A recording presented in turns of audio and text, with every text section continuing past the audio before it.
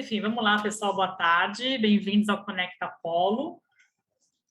O Conecta Polo é um evento promovido pela empresa Polo Planejamento, com o objetivo de compartilhar conhecimento técnico com a comunidade sobre temas de mobilidade e planejamento. Já tive a oportunidade de participar de outros, né, com a Tatiana, com o Thiago, com toda a equipe, e agora é um momento que a gente está abrindo aí para todo mundo. Enfim, nessa série do Conecta serão 4 encontros mensais, onde se discutirá o tema gratuidade do transporte público. Inclusive, os encontros do Conecta Polo serão gravados e disponibilizados posteriormente no canal do YouTube da Polo Planejamento. Essa é a boa novidade desse ano. Em relação à empresa, para quem não conhece, a Polo Planejamento é uma consultoria de planejamento urbano e regional e compreende de forma sistemática as necessidades atuais das cidades. Engloba análise de projetos, processos de planejamento, modelagem de negócios, sempre utilizando a tecnologia para ajudar a vislumbrar soluções não triviais ou inovadoras. Aliás, agradeço mais uma vez a Polo em poder coordenar esse Conecta, onde iremos falar sobre a formulação de políticas públicas de transporte gratuito com o Lúcio Gregory. Ele é engenheiro e pós-graduado em mecânica dos fluidos pela Poli-USP, trabalhou no metrô, CETESB, na Emplasa, e foi secretário de Serviços e Obras e secretário de Transportes do governo Irundina e idealizador do Tarifa Zero. Inclusive, Lúcio, está aqui o meu livro, pude ler agora, que é um livro que Tarifa Zero, a cidade sem catracas, que tem o Lúcio, o Chico, o Ítaque, o José Jairo, o Mauro e a Márcia também, falando um pouco dessa época. Eu acho muito interessante porque eu, particularmente, cheguei em São Paulo no ano 2002, né, 2001. Eu lembro exatamente o primeiro dia que eu peguei ônibus, mas, enfim, é uma época posterior. Mas, nesses 20 anos que eu fiquei em São Paulo, a gente vai conectando também algumas coisas do que foi essa década de 90, né, vamos assim dizer. Mas, enfim, Gregor, muito obrigada. Em nome da Polo, agradeço a sua participação aqui.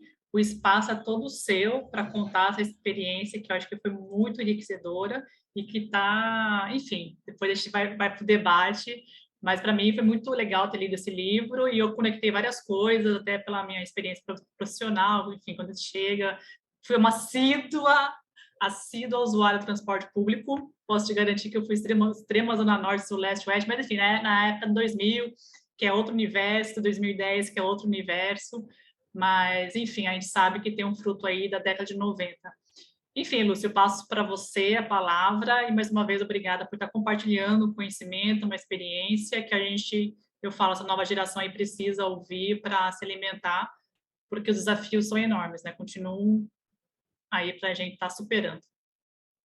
Bem, a todas e todos que estão aqui assistindo e que virão a assistir, muito obrigado. Muito obrigado ao Polo Planejamento pelo convite para falar uma vez mais sobre esse assunto que eu acho muito interessante e que me agrada muito falar sobre ele e que a cada dia tem sempre alguma coisa, novidade a ser apresentada. Muito obrigado a Yara e a Tatiana pelo apoio e pelo esforço que vem desempenhando na organização disso aqui, tudo. E eu vou pedir um obséquio que me dê uma avisada assim, tipo 15 minutos antes de terminar o tempo, ou um pouco menos, um pouco mais, aliás, do que 15 minutos, para eu me orientar um pouco na minha fala, tá bom? Muito obrigado. Pode deixar. Obrigado. Eu vou começar falando, não é, que nós vamos cuidar de um assunto que é a formulação de políticas públicas de transporte gratuito.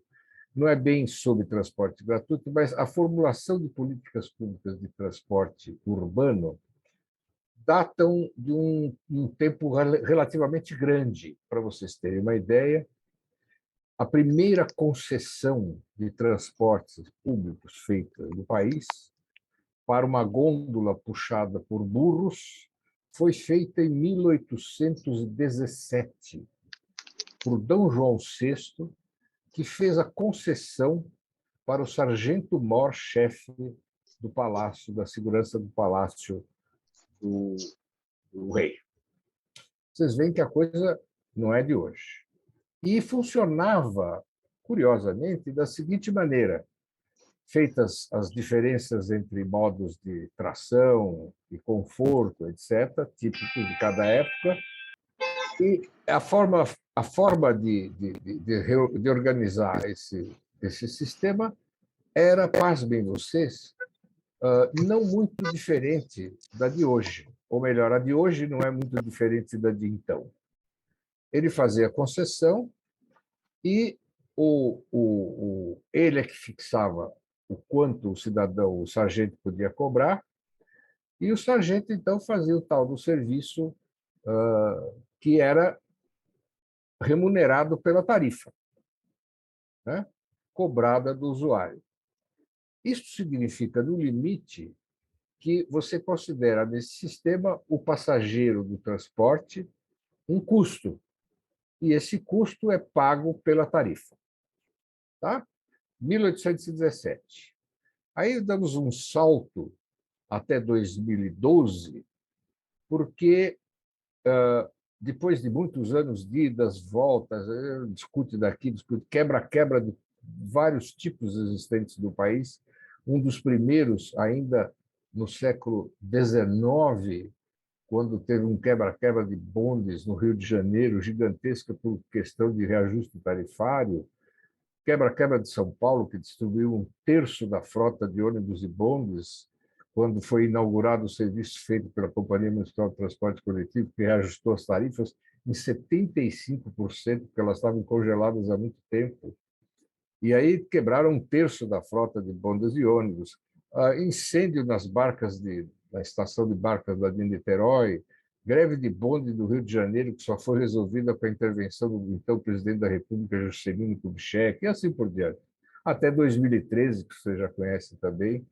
Enfim, a questão do transporte coletivo urbano, o pagamento da tarifa, o valor da tarifa, a organização do sistema, são objeto de grandes disputas e brigas e descontentamentos ao longo desses 185 anos iniciados lá em 1817. Portanto, nós vamos falar também de uma questão que é política. E é importante lembrar que política é uma palavra curiosa, ela vem de polis. Polis é cidade, e em grego as cidades, estados, polis, deram origem a isso que se chamava a política em geral, que é a politiqué, ou seja, a política. Então, política tem tudo a ver com cidade, na sua origem, pelo menos. Então, nós vamos falar realmente de políticas que têm a ver muito com a questão da cidade. E cidade tem, dentre outras questões muito importantes, além de habitação, saneamento, coleta de lixo, sistema viário, etc., tem a questão do chamado transporte público como um importantíssimo problema. Então, vamos lá falar dessa política. Pois, 185 anos depois, como eu disse, veio finalmente a Lei da Mobilidade 12.587, lá de 2012. Essa lei trata de vários aspectos das questões da mobilidade urbana, mas eu vou destacar uns poucos para mostrar como tem conceitos que sobrevivem aos tempos. Assim dizia o artigo 4º da Lei da Mobilidade, que o transporte coletivo é um serviço público de transporte de passageiros acessível a toda a população, vírgula, mediante pagamento individualizado, com itinerários e preços fixados pelo poder público. Ou seja, ele é acessível a todo mundo desde que você pague. Segundo, o artigo 5º dessa lei dizia assim: a Política Nacional de Mobilidade Urbana está fundamentada nos seguintes princípios. Tem vários, eu vou citar dois deles que são curiosos e merecem uma reflexão. A política está fundamentada no princípio da acessibilidade universal. Atenção, não vamos fazer confusão. Acessibilidade universal não quer dizer tarifa zero nem gratuidade. Quer dizer apenas que o acesso ao transporte coletivo é para todo mundo, indiferentemente de qualquer outra condição. Agora, o acesso é uma coisa, o usar é pago. Segundo, que nesse plano está fundamentado também no princípio de reduzir as desigualdades e promover a inclusão social. Como todo documento de política, desde os tempos dos gregos, existem frases e palavras que querem dizer muita coisa e, ao mesmo tempo, podem não significar coisa alguma se não forem objeto de efetiva concretização. Finalmente, no artigo 6º também da Lei da Mobilidade, nós vamos ver que deve haver uma modicidade de tarifa para o usuário. Modicidade quer dizer uma coisa moderada, grosso modo falando.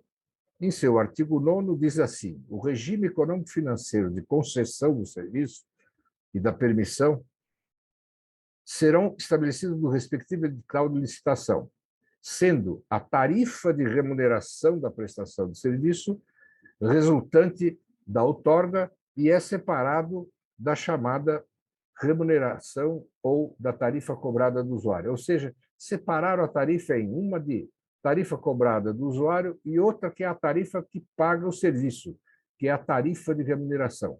Com isso, era a primeira ideia que tiveram de fazer o tal do subsídio. Quer dizer, eu pago uma coisa para o empresário e cobro uma outra, menor, no caso, do usuário.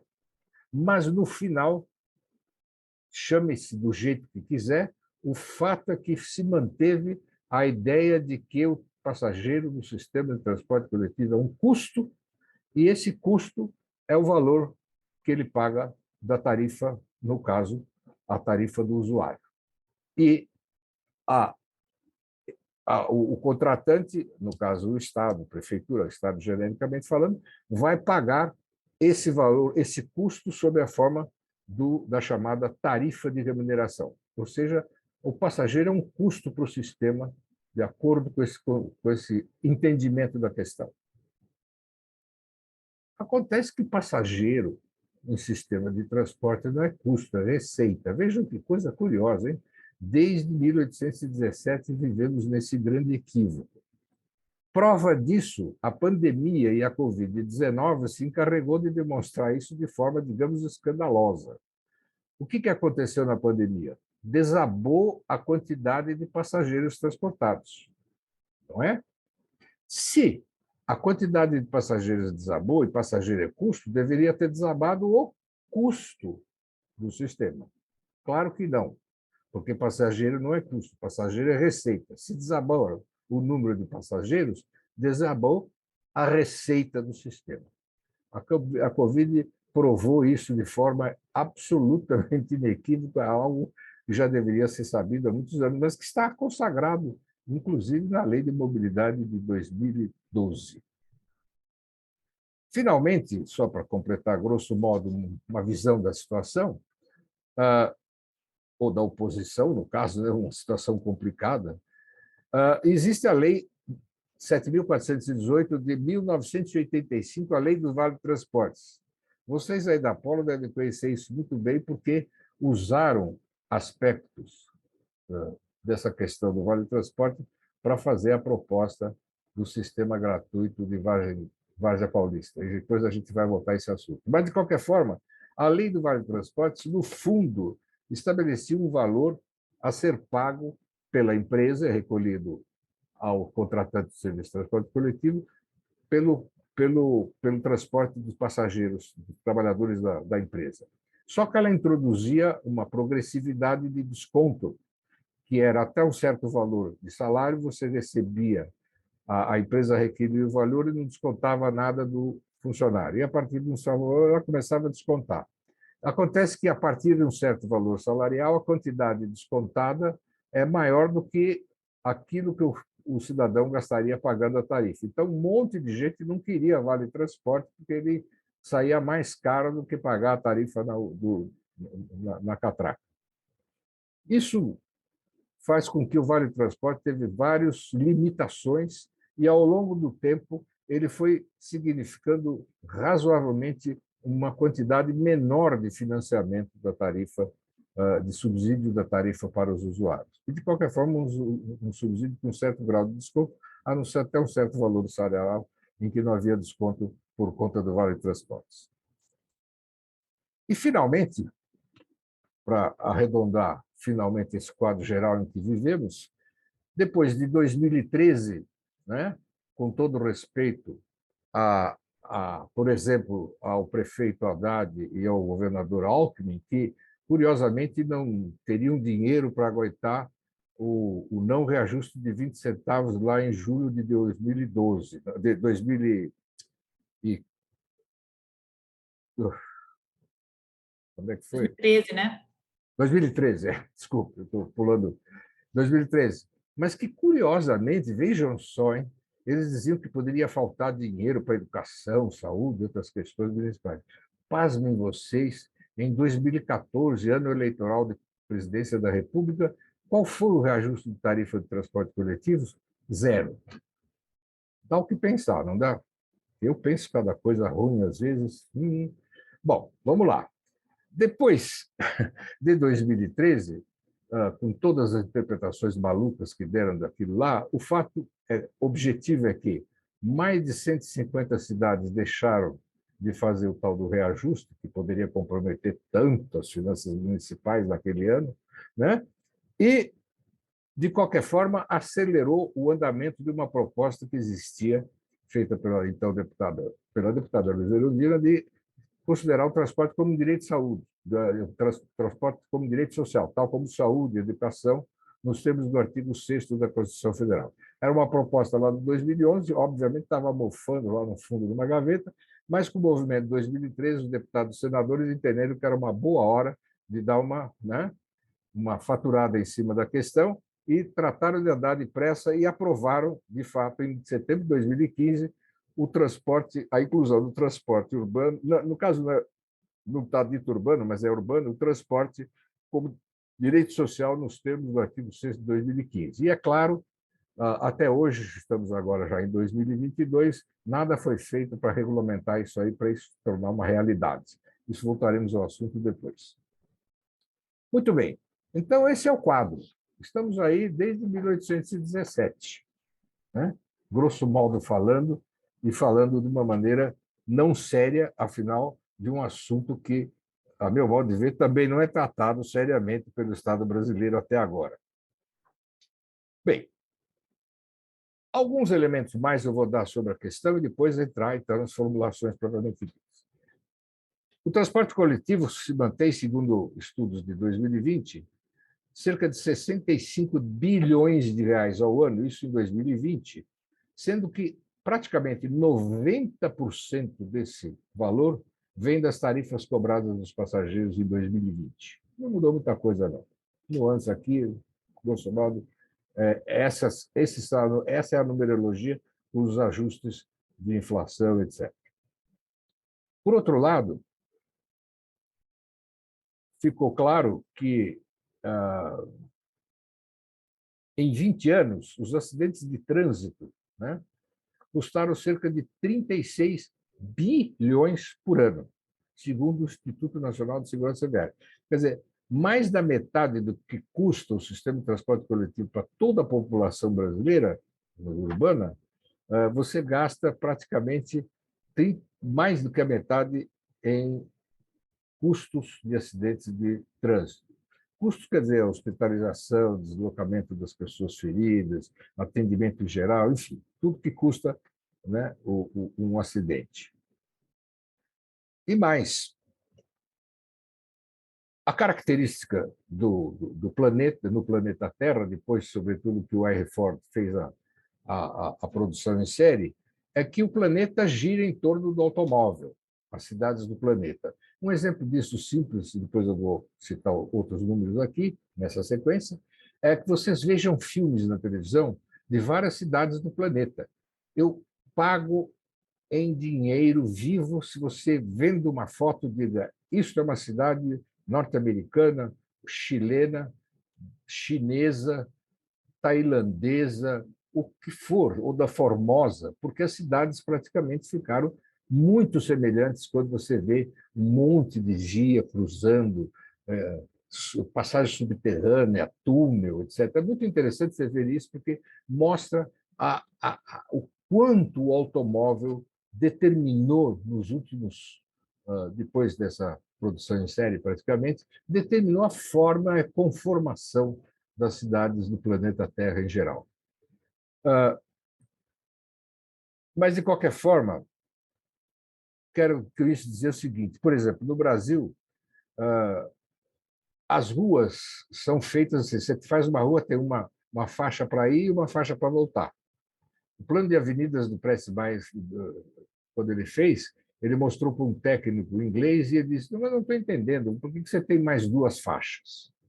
Ele disse, é para estacionar carro. Mas o inglês falou, mas rua não é para estacionar carro, rua é para fazer carro andar.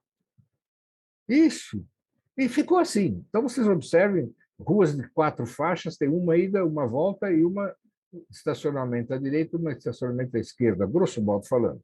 Estudos feitos por um especialista, cujo nome me falta agora, mas depois eu vou lembrar, mostra que essa dupla via de estacionamento adicional que você faz em cada sistema viário, e não precisaria fazer, em cidades de mais de 150 mil habitantes, custaram mais de, atenção, 250 bilhões de reais que não precisavam ter sido gastos. Eu já imaginaram o que não dá para fazer com tarifa de transporte coletivo com essa montanha de dinheiro. Muito bem.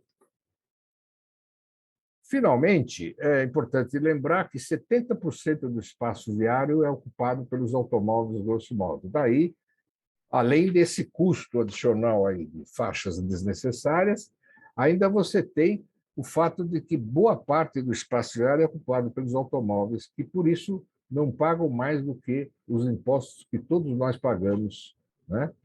Não tem nada a ver, por exemplo, com o IPVA. O IPVA é imposto sobre propriedade do automóvel, não tem nada a ver com o uso do sistema viário. Então, 70% do espaço viário é de automóvel. Outra coisa, fala de imposto daqui e dali, quando a gente fez a proposta da tarifa zero, aumentando o imposto do IPTU, para você ter uma ideia, em São Paulo, no IPTU de São Paulo, 3 milhões de contribuintes, grosso modo falando. Cerca de 22 mil desses 3 milhões detêm 46% do valor imobiliário da cidade. Pasmem vocês.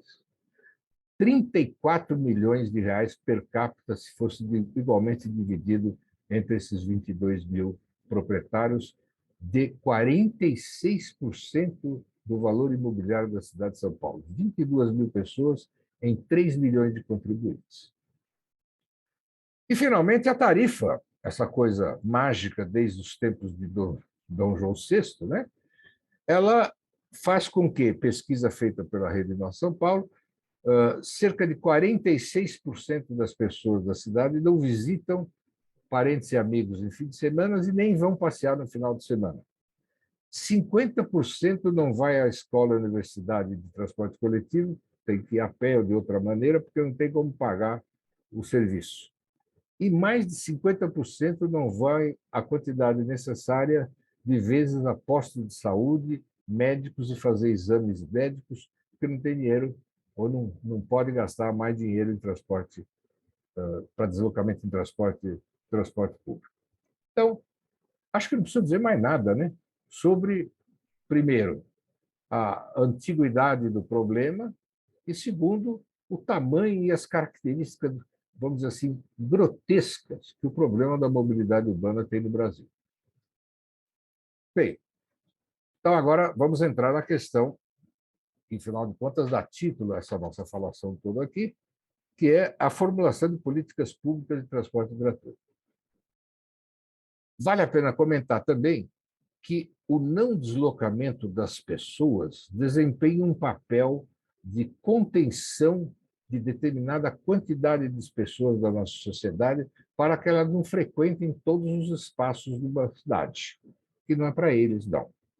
Teatro Municipal, Parque Ibirapuera, no caso de São Paulo, determinadas regiões da cidade, não é para você, pobrão, ir lá, não. Tá? Isso é para quem pode. Então, é uma forma de você impedir que isso aconteça, como é o caso que eu citei, de como a tarifa é impeditiva dessa mobilidade geral das pessoas na cidade. Então, vamos pensar, uma forma de você possibilitar, ou seja, a tarifa desempenha também um papel, digamos assim, social de retenção de uma certa quantidade da população, sem ela realmente participar plenamente de todos os locais de cidade que acabam sendo reservados para alguns mais privilegiados da sociedade. Bem, tudo isso deu origem lá em 1990, quando eu era secretário de Transporte. Só para citar uma situação, eu fiquei secretário de Transporte por acaso, para resolver um problema político, a prefeita não conseguia encontrar um outro para substituir o que tinha saído, porque o secretário de Transporte de São Paulo tinha uma coisa característica, acho que não sei se ainda tem. Ele era um sujeito muito visível na televisão, o tempo todo a televisão ficava, no tempo da Erundina, o tempo todo ficando. Como é que está? Como é que ele não está? Ele falava, aparecia bastante na televisão. Isso, para determinadas pessoas, é uma forma ótima para você ser candidato a alguma coisa depois, né? Porque você fica muito visível e tal. Mas, na prática, ele falava, mas ele não tinha poder de decisão, coisa nenhuma, né? Porque, de um lado, quem cuida do tráfego e trânsito da cidade é a CET, e quem cuidava do transporte coletivo, regulamentava, tomava conta, fiscalizava tudo, era a CMTC, Companhia Municipal de Transporte Coletivo. O secretário de Transporte não fazia nada, a não ser ficar tomando conta dos táxis aí, que também não era o caso de fazer muita coisa. Então, mas era uma posição muito disputada. Então, por acaso, na dificuldade de substituir, ela me chamou para ser interino, eu fui lá interinamente e, claro, uma sensação muito esquisita. Sentado na cadeira de secretário de Transportes, que ficava num prédio ali na Marginal Pinheiros de São Paulo, quem conhece, eu olhava para a Marginal, tipo lá pelas 5h30, 6h, 6h30 da tarde, ela estava entupida de carro, né? E eu falava, o que eu vou fazer aqui, né? Porque, na verdade, não tinha nada que o secretário de Transporte pudesse fazer para resolver aquele problema. A ponto de eu ter chegado à prefeita e sugerido que ela extinguisse a Secretaria de Transportes. Não pôde, porque tem determinadas atividades que só podem ser feitas por um ente público, não pode ser por empresa. Caso de fiscalização, de táxi, etc. Então, muito bem. Mas aí, com essa minhoca na cabeça o tempo todo, o que eu vou fazer aqui para não fazer papel de idiota completo, que é a sensação que você fica como secretário de Transporte, digamos assim, genericamente falando. Até que, como eu havia sido secretário municipal de Serviços e Obras, eu me lembrei do lixo. Uma coisa banal, né? O lixo, eu falei, puxa, o lixo a gente não paga na hora que usa, o lixeiro recolhe o lixo na casa da gente. Eu fiquei pensando, imagine você se tivesse que pagar, ainda que fosse com uma tarifazinha subsidiada, né? Você tinha que ir lá, o cara tinha que pesar, tinha que ver quantos quilos de lixo tem, quanto é que paga, quanto é o subsídio, loucura, né? Você paga uma taxa, aquilo faz um fundo e com isso você paga o serviço de coleta de lixo. E na hora que você usa o serviço, você não paga nada. Não quer dizer que ele é gratuito, significa apenas que ele é, aspas, não pago por tarifa no momento de utilização. Com essa base, me correu a ideia também de por que não fazemos isso no transporte coletivo também, facilitando horrores a utilização do serviço, em primeiro lugar, e tornando ele muito acessível às pessoas que não podem pagar no ato de utilização, posto que depois você faz um programa de taxação que é proporcional à renda das pessoas, e aqueles que terão menor renda, no limite, acabam não pagando praticamente nada ou nada. E aí, com essa ideia, fomos adiante, a prefeita acabou encampando, não é caso de entrar muitos detalhes, e se formulou a política da tarifa zero, que no limite era isso aí. A ideia inicial era criar a taxa transporte. A taxa transporte, acontece que a gente chegou a formular a proposta inicial usando a chamada taxa transporte, que seria uma taxa cobrada dos automóveis, basicamente, pelo uso do sistema viário da cidade. Acontece que a taxa transporte, ou por todo mundo, para ter o serviço disponível de transporte, digamos assim, proporcional depois à renda. Acontece que a assessoria da prefeitura informou que você não pode, depois da Constituição de 88, criar uma taxa nova no país, a não ser mediante a aprovação da Câmara Federal. Lembre-se da Martaxa, né? Que, quando foi fazer a taxa do lixo, teve que enfrentar essa dificuldade. Muito bem, então caiu por terra aí, pensa daqui, pensa dali. O Mauro Zibovici, o coautor do livro aí, era assessor meu da Secretaria de Transporte e Serviços de Obra também, chefe de departamento, etc., ele teve a ideia, falou, mas então vamos usar o IPTU mesmo, vamos ver o que dá para fazer com o IPTU. Fomos lá, baixamos a cabeça do IPTU e vimos que dava perfeitamente para fazer uma progressividade do IPTU. Lembra-se daquele dado que eu dei, né, para vocês, a concentração de propriedade na cidade é gigantesca. Você poderia fazer uma política progressiva de IPTU e, com isso, fazer um fundo que bancava um sistema de transporte coletivo.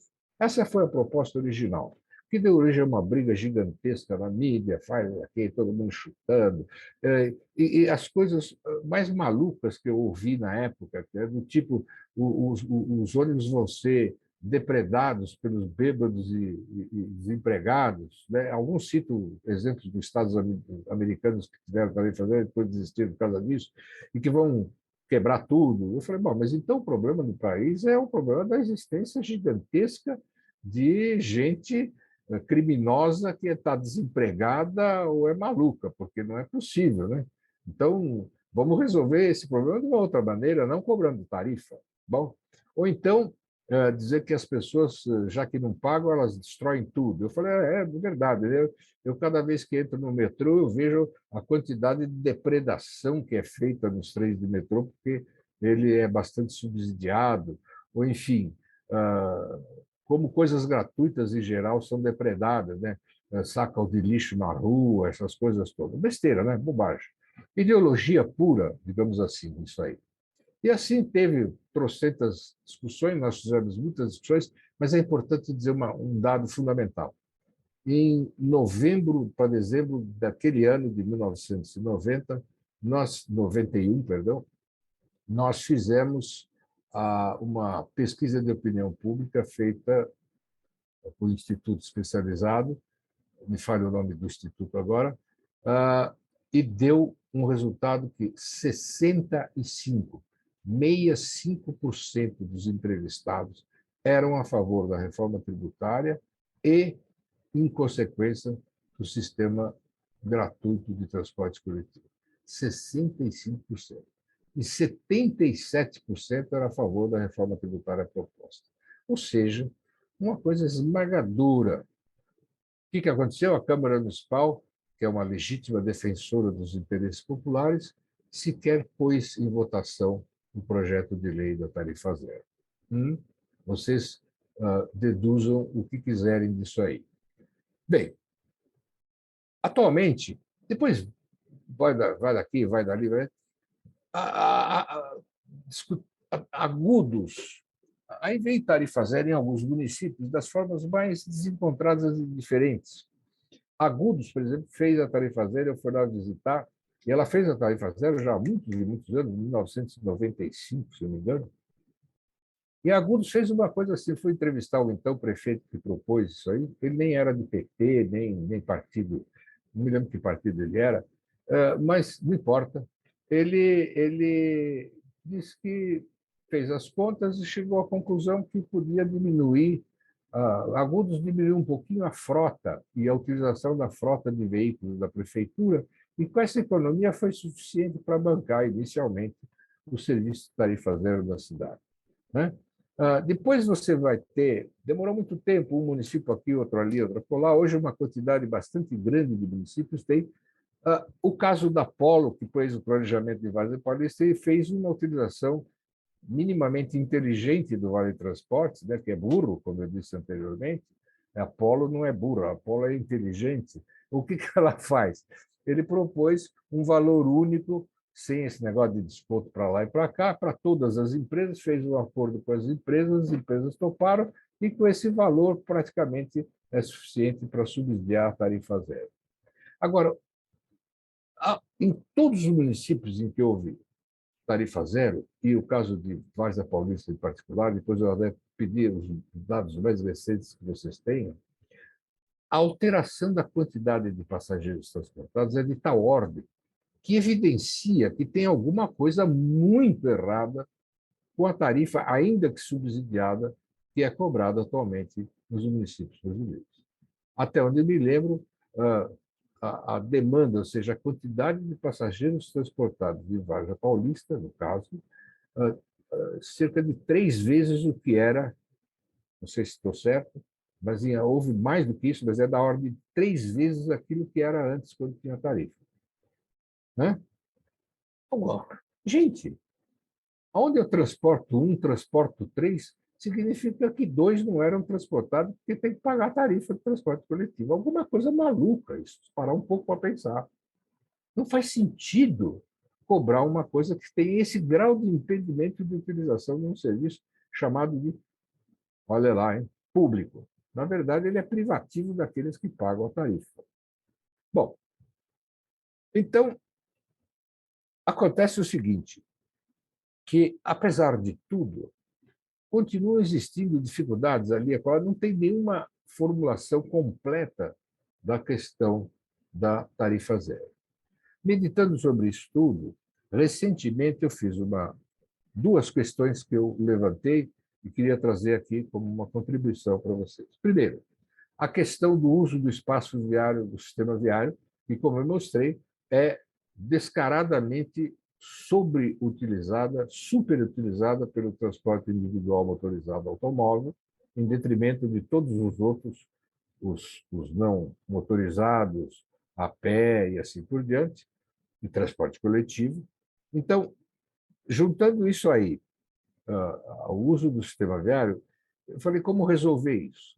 Vocês sabem que existem várias proposições, sobretudo uma coisa muito dita, você precisa cobrar pedágio urbano, exatamente para que o cidadão que tem automóvel pague pelo esse privilégio que ele tem do uso do sistema viário.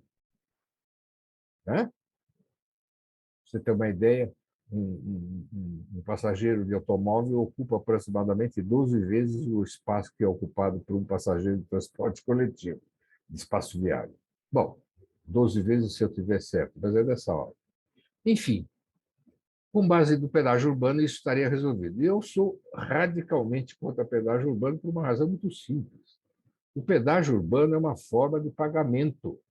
E, portanto, você faz o seguinte, quem tiver maior capacidade de pagamento poderá usar mais o sistema viário, quem tiver menor capacidade de pagamento, é óbvio.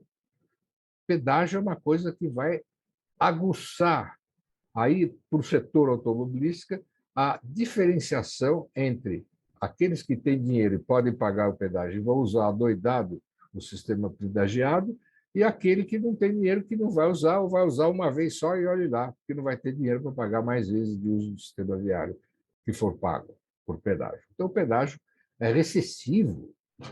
Impressionante como ninguém... Eu já ouvi trocentas pessoas falar nisso, ninguém pensa nisso. Minhocando sobre essa temática, vocês viram que eu sou um minhocador, né, pelo visto.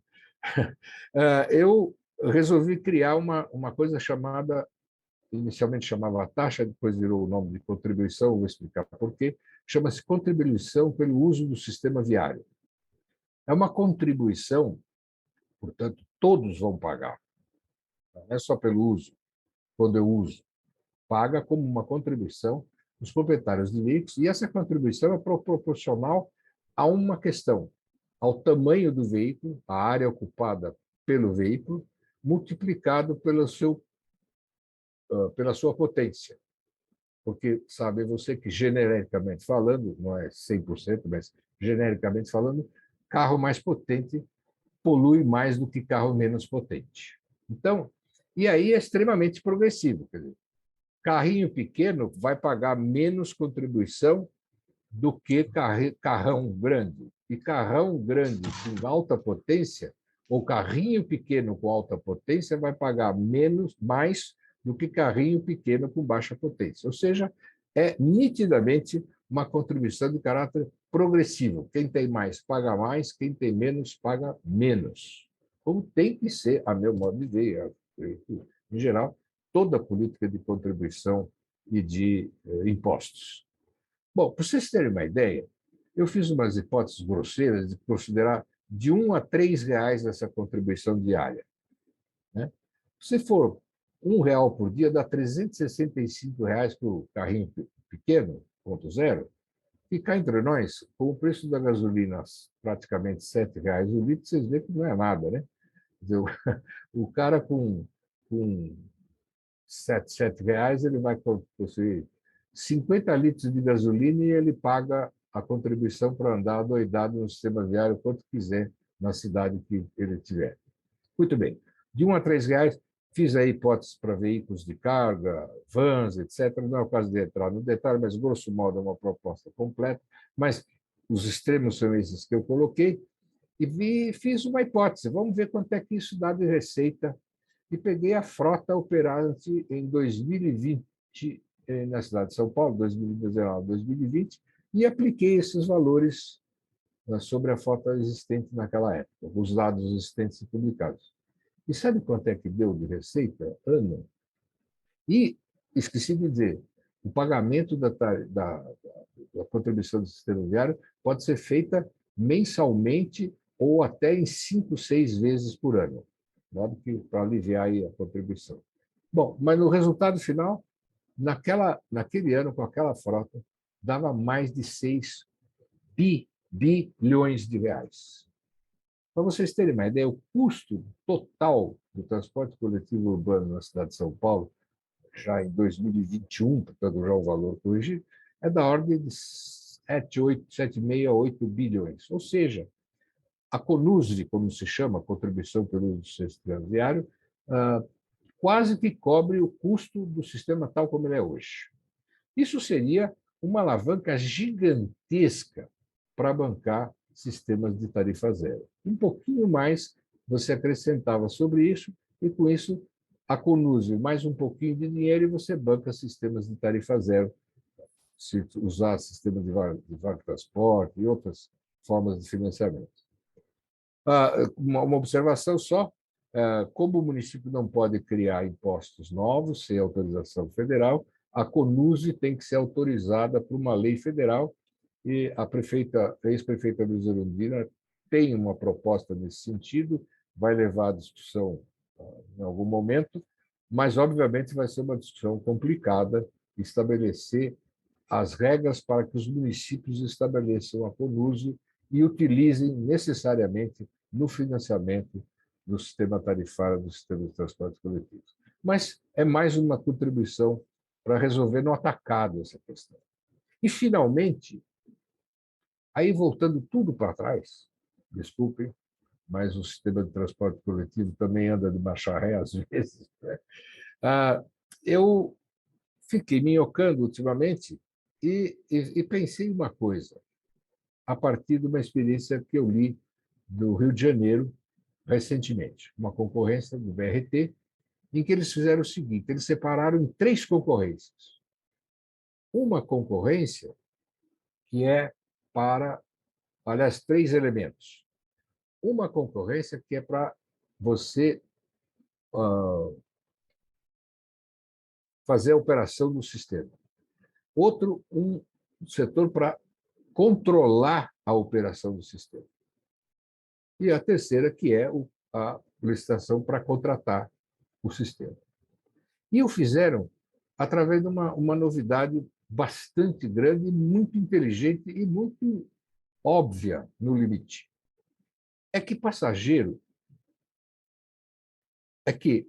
na medida que você usa o fretamento no sistema de transporte coletivo, você, vamos dizer, você tem que manter uma área específica, porque o transporte é aquilo lá que a gente falou, creio que eu falei no começo, o transporte tem característica de mercado monopsônio, que é o inverso de mercado de monopólio.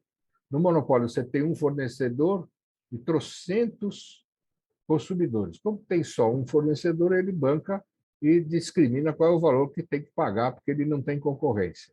No monopsônio é ao contrário. Você tem uma quantidade fixa de usuários. Não adianta você baixar o preço da tarifa, porque não aumenta a quantidade de usuários, ela é fixa. O resultado de você ter um mercado monopsônio é que, se você quiser usar o sistema de concorrência, livre concorrência, Pinochet e Thatcher, insuspeitos, vamos dizer assim, dirigentes de extrema-direita, resolveram fazer isso em Londres e Santiago do Chile. Vale tudo, vale concorrência, livre concorrência. Oba! O que acontece? Com o mercado monopsônio, numa avenida principal de Santiago do Chile, a Bernardo O'Higgins, você estendia a mão, vinham 5 peroeiros disputar você. E na periferia, onde você tinha pouquíssimos passageiros, em determinados horários, você podia fazer que sinalização fizesse que não aparecia ninguém para fazer o seu transporte. Então, no mercado monopsônico, não dá para você resolver as coisas desse jeito, né? Não é por outra razão que as concorrências e licitações de transportes coletivos dividem a cidade em áreas, e cada uma dessa área só tem um prestador de serviço, único, não pode ter concorrência. E ele é obrigado a fazer linhas, sejam elas rentáveis ou não. O que é uma linha rentável? Uma linha rentável é aquela que entra um montão de passageiro por quilômetro rodado, chamado índice passageiro por quilômetro, então rende bastante e cobre tranquilamente, com muito lucro, os custos de fazer a operação desse sistema. E outras linhas em que a ida e volta dos transportes de ônibus, por exemplo, tem um custo que não é coberto pelos poucos passageiros que transportam e pagam tarifa. São as linhas não rentáveis. Não é à toa que, na história do transporte coletivo, havia um número mágico chamado índice de passageiro por quilômetro, que era mostrar a grande eficiência ou não eficiência do sistema, se ele tinha alto IPK ou baixo IPK, ou seja, alto IPK é muitos passageiros por quilômetro, o baixo IPK, poucos passageiros por quilômetro, e, é claro, as empresas disputavam, como disputam até hoje, áreas em que tem linhas com mais alto IPK do que baixo IPK. Na periferia, por exemplo, pode ter linha com mais baixo IPK, então ninguém quer operar lá na periferia, deixa para os contratos, né? Bom, enfim, com tudo isso... Só para dizer já, para ir finalizando aí uns 10, 15 minutinhos, desculpa. Tá, vou correndo, hein? Então, com base nisso, e por isso as áreas exclusivas, e, é claro, a empresa tem uma garagem. A concorrência do Rio de Janeiro tirou as garagens das empresas, deixou com a prefeitura, a garagem é municipal. Por quê? Porque você ter uma garagem numa área de São Paulo, por exemplo, é uma vantagem indiscutível sobre qualquer outro concorrente, porque um outro concorrente que não tem a garagem vai ter que arranjar uma garagem, comprar uma área, montar uma garagem para poder entrar na concorrência. E isso não vale a pena. Não é à toa que eu conheço áreas de São Paulo em que a mesma empresa está lá há quase 100 anos. Todo ano é ela mesmo, toda concorrência é ela que ganha, porque ela tem a garagem lá já montadinha, tal. E quanto mais passa o tempo, mais caro vai ficar fazer uma garagem naquela área. Bom, então, deixa as garagens da prefeitura. Portanto, isso significa que, no limite, você pode acabar com as áreas exclusivas, né? Ao fazer isso, você pode dar um passo adicional. Você pode acabar com a empresa transportadora de passageiros. Você só terá empresas de fretamento de ônibus, ou equivalente. Acabou. E essas empresas podem ser de qualquer área. Uma vez que ganhe, você pega a garagem da prefeitura da área e dá para essa empresa, ou para uma ou duas empresas se associarem e fazerem a operação daquela garagem. Portanto, você pode ampliar enormemente a quantidade de empresas, aspas, fretadoras de ônibus, que vão poder entrar na concorrência. Se você aumenta o número de concorrentes, obviamente você aumenta a possibilidade de baixar o custo do fretamento do serviço na cidade. Então, a partir de acabar, aspas, com a monopsonidade dos sistemas de transporte através do fretamento exclusivamente e da garagem como propriedade municipal, você praticamente acaba com esse aspecto monopsônio, mercado monopsônio não monopsônio, e faz uma concorrência de fretamento de veículos na cidade, na quantidade, áreas, etc., a seu gosto e conforme a maior eficácia e efetividade disso aí. Dessa maneira, eu acho que a gente faz decididamente uma, aspas, com todo respeito, uma revolução na forma que desde 1817 está aí vigindo em nosso país. E, finalmente, a tarifa zero continuará sendo uma coisa elementar, né? Se se paga IPTU com as diferenças de impostos de pagamento que eu mostrei anteriormente. Se existe possibilidade de criar a CONUS, que quase que banca o custo do sistema de uma cidade. Um pouquinho mais você vai para a tarifa zero. Se você tem as necessárias alterações na lei da... Como é que chama? Do Vale Transporte, conforme a Apollo fez em Várzea Paulista, você tem aí um conjunto de possibilidades, de formas de obter fontes de recurso para bancar as tarifas zero do Brasil, que, aliás, tem aumentado o número de municípios sucessivamente nesse país, e a cada vez mais vai ficando clara uma coisa curiosa, que me espanta até. A tarifa zero acaba sendo alguma coisa que vai sendo acima das qualificações partidárias. Os vários municípios que fizeram isso são de variadas siglas partidárias nesse país. Portanto, pode-se dizer que ela está chegando ao ponto de ser suprapartidária, digamos assim, a tarifa zero. Então, grosso modo, o que eu queria colocar para vocês é a necessidade de se rever essa conceituação das concorrências públicas, de licitações para contratação de serviço, que é, no limite, transformar exclusivamente numa licitação de fretamento de empresas de fretamento de veículos para a operação do sistema de transporte coletivo urbano. O resto, como dizia alguém, é o resto, e a gente deixa para nossa conversa e discussão daqui para frente. Muito obrigado pela atenção e desculpe um pouco essa... Aos 85 a gente já não tem mais a rapidez, né, a velocidade, felizmente, porque você sabe que se for muito depressa aos 85, onde é que a gente chega, né? Então, é bom a gente não correr muito mesmo. É isso aí. Muito obrigado e vamos lá para conversar mais.